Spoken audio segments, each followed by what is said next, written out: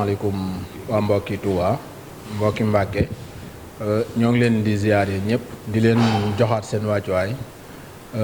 di wax ne tey li ñu dajale woon fii ci commune bu Touba mooy benn projet boo xam ne ni depuis 2019 ñi ngi ciy liggéey muy benn projet boo xam ne ni ci transport scolaire la jëm projet bi nag entreprise bi mi ngi tudd GIE e-business compagnie moom lañ ko tudde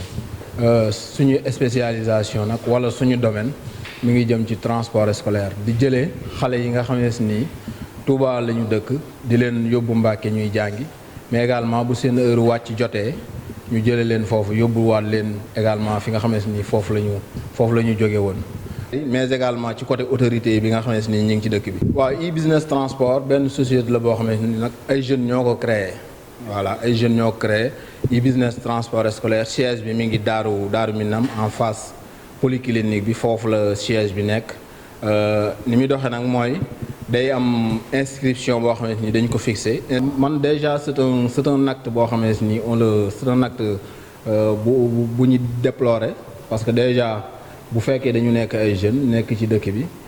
bi jox ñu lépp en fait parce que ñun ñi di wax ni ñëpp Touba Mbacké lañ jànge fi lañ juddoo yaroo fi màggee fi jànge ci dëkk bi ba yàlla suñu borom def ñu dem université def fa ay études supérieures ñëwaat war a jàpp ci dëkk bi mais bu ñu invité ay autorités ci autorités yooyu gisuñu leen loolu c'est un acte boo xam ne nii c'est un acte déplorable ca man dama koy déplorer te l'équipe de l'e-business yëpp lañ koy déplorer également parce que ñoom ñoo war a nekk les premiers acteurs yi nga xam ne nii bu ñuy taxawal dara wala ay jeunes di taxawal dara ñoom ñoo ci war a jàpp